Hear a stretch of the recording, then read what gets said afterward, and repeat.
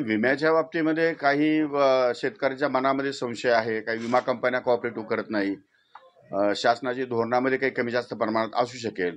नाही, असं आहे की कोणावरती आरोप करणं ठीक आहे, ते आमदार म्हणून त्यांचे अनुभव वेगळे असतील कदाचित, परंतु त्यामध्ये मंत्री महोदयाने पाठीशी घातला असेल तर ते त्यांच्यापर्यंत चर्चा होईल, चौकशीतून सगळं बाहेर येईल.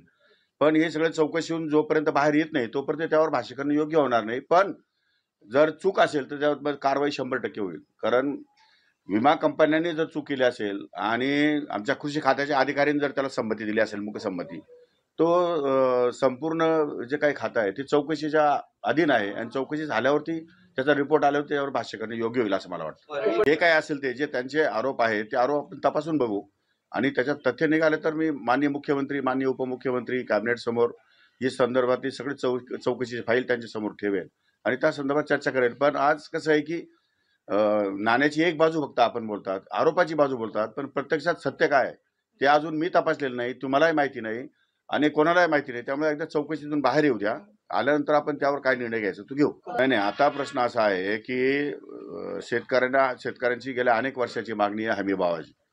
हमीभाव हे दिवसेंदिवस कमी जास्त प्रमाणात होत असतात, परंतु आजची परिस्थिती अशी आहे की उत्पादन खर्च कसा कमी करता येईल आणि उत्पादित केलेल्या मालाला 2 पैसे जास्त कसे मिळतील यासाठी काही धोरणं निर्माण करावे लागतील. आणि केंद्र सरकारच्या अखत्यारीत बऱ्याच शेतकऱ्यांच्या योजना आहेत, त्यामुळं या सगळ्या बाबतीमध्ये केंद्र सरकारशी चर्चा केल्याशिवाय काही निर्णय घेता येणार नाही. तोपर्यंत मला एकाच वेळेला कर्जमाफी किंवा मग हमीभाव वगैरे आता एकाच दिवसामध्ये काही निर्णय घेता येणं शक्य नाही. त्यामुळे ते सगळं करताना कदाचित 4-6 महिन्याचा पिरियड जाईल, परंतु शेतकऱ्यांना संरक्षण कसं देता येईल, स्थैर्य कसं त्यांच्या जीवनामध्ये आणता येईल या दृष्टीने प्रयत्न माझे सुरू आहेत. एखादा पोर्टल काढून पारदर्शीपणा करता येतो का, तर ज्याप्रमाणे लाडकी बहीण योजना महाराष्ट्रात आली, लाडक्या बहीणमध्ये डीबीटीच्या माध्यमातून सर्वांच्या अकाउंटवर डायरेक्ट पैसे गेले. तिथे काय भ्रष्टाचार झाला का? कोणाकडे अर्ज नाही, फाटे नाही, कोणाला भेटायचं नाही, कोणाला सांगायचं नाही. त्या धर्तीवर शेतकऱ्यांच्या डायरेक्ट डीबीटीने त्यांच्या नावावर पैसे कसे जातील, या सर्व योजना त्यांच्यापर्यंत कशा पोहोचतील या संदर्भात काही निर्णय घ्यावे लागतील, काही बदल करावे लागतील. काही ऑनलाईन अर्जामध्ये काही चुकीचं असेल तर तेही बदलावं लागेल. त्यामुळे हे सगळ्या अनुभवातून या ठिकाणी होईल. नमस्कार शेतकरी मित्रांनो, हे होते माणिकराव कोकाटे, म्हणजे आपल्या राज्याचे नवे कृषी मंत्री. आता राज्याच्या नव्या कृषी मंत्र्यापुढे शेतकऱ्यांच्या बाबतीत मोठमोठी आव्हानं आहेत. त्यामध्ये पीक विमा असेल, कर्जमाफी असेल, अतिवृष्टी अनुदान असेल, खतांच्या वाढत्या किमती, असे बरेचसे आव्हानं या नव्या कृषी मंत्र्याकडे आहेत. आणि त्यांनी काल 30 तारखेला अमावस्येच्या दिवशी आपला पदभार कार्यभार स्वीकारला. आता काही पत्रकारांनी त्यांना विचारलं किंवा कालची सोमवती अमावस्या होती आणि तुम्ही अमावस्येच्या दिवशीच कार्यभार स्वीकारलेला आहे, मग हे अशुभ नाही का? तर कृषी मंत्र्यांनी सांगितलं की चांगलं काम करण्यासाठी कोणताही शुभ अशुभ मुहूर्त नसतो. एखाद्या वेळेस पाऊस यायचा असेल तर त्यासाठी काही मुहूर्त पाहून येतो का की चांगला मुहूर्त पाहिजे, किंवा अमावस्या बरोबर नाही, अमावस्या चांगली नाही म्हणून अमावस्येच्या दिवशी पाऊस येत नाही. म्हणून मी तसं काही मानत नाही.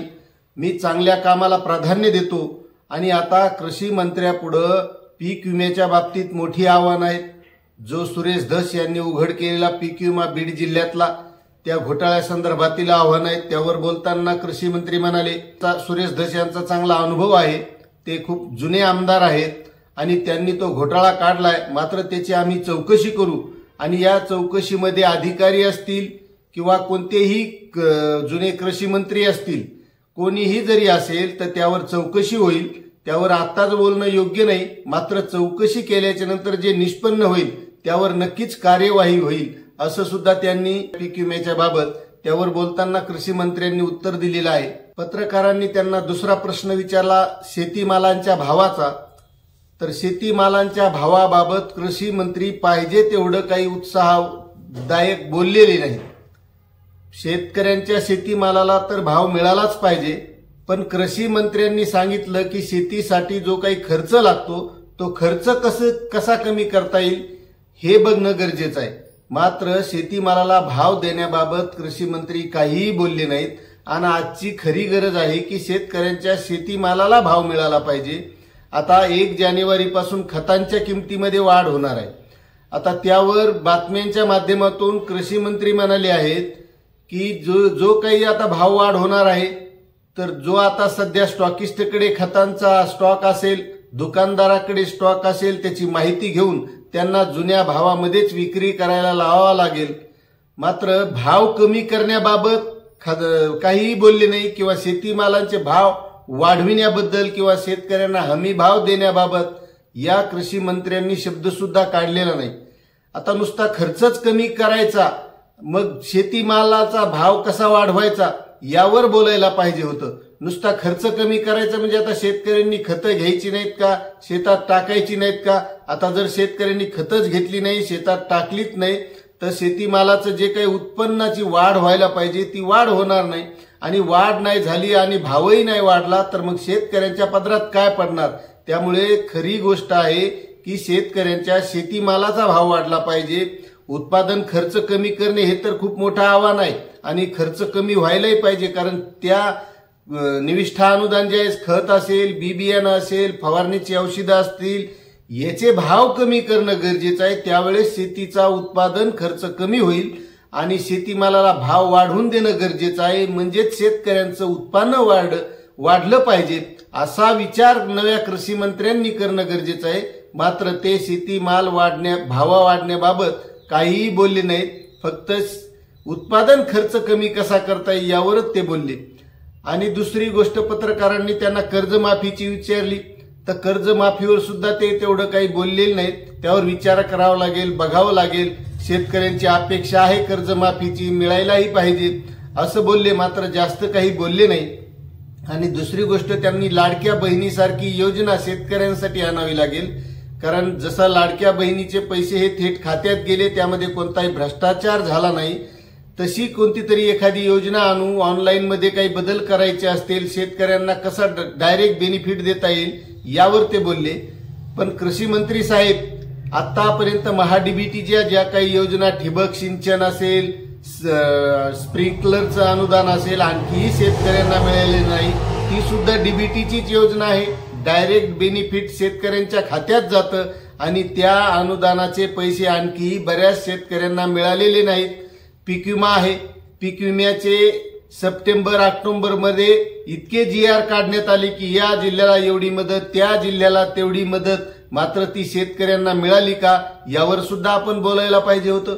कारण शेतकऱ्यांच्या खात्यात पैसे गेल्याशिवाय शेतकऱ्यांचं तरी भलं कसं होणार? कारण मागच्या काळामध्ये अतिवृष्टी झाली, शेतकऱ्यांचं नुकसान झालं, पिकं वाहून गेले, आणखीही शेतकऱ्यांच्या खात्यात पैसे आले नाहीत. कोणत्या शेतकऱ्यांचे आले? जर आपले आलेले असतील तर नक्कीच कमेंट करा, आले नसतील तरी कमेंट करायला विसरू नका. कारण सप्टेंबर आणि ऑक्टोबर मध्ये इतके GR काढण्यात आले की या विभागाला एवढी मदत, एवढं अतिवृष्टी अनुदान, इतक्या कोटीची मदत, या जिल्ह्याला एवढी मिळणार, त्या जिल्ह्याला तेवढी मिळणार. मात्र हे शेतकऱ्यांच्या खात्यात आले का हा सुद्धा महत्वाचा प्रश्न आहे. त्यावर निवडणुका झाल्या, निवडणुका झाल्याच्या नंतर शेतकऱ्यांना वाटलं होतं की आपल्याला जे अतिवृष्टी अनुदान झालेलं आहे ते आपल्या खात्यात येईल आणि आपल्याला नेमकं दिवाळीच्या पूर्वी हे पैसे मिळतील. मात्र तसं झालं नाही. आणखीही बऱ्याच शेतकऱ्यांच्या खात्यात पीक विम्याचं अनुदान आलं नाही, अतिवृष्टीचं अनुदान आलं नाही, नुकसान भरपाई आली नाही आणि महाडीबीटीचं अनुदान तर आणखी अडकलेलं आहे. आणि काही योजनेच्या बाबतीत तर पूर्वसंमती सुद्धा निघत नाही. मग यावर बोलायला पाहिजे होतं, मात्र कृषी मंत्री यावर बोलले नाही. मात्र तरीही ते म्हणालेले आहेत की आता यापुढे आपण अभ्यास करू, त्यावर अभ्यास गट नेमू, सर्व अभ्यास करू आणि बघू यावर काय नवीन आपल्याला करता येईल. ही मोठमोठी आव्हानं या नव्या कृषी मंत्र्याकडे आहेत. आता ते कसं पेलतील ते यापुढे आपल्याला बघावं लागेल. अशी माहिती होती मित्रांनो. आपल्याला कशी वाटली नक्कीच कमेंट करा. चॅनलवर नवीन असाल तर सबस्क्राईब करा, लाईक करा. धन्यवाद.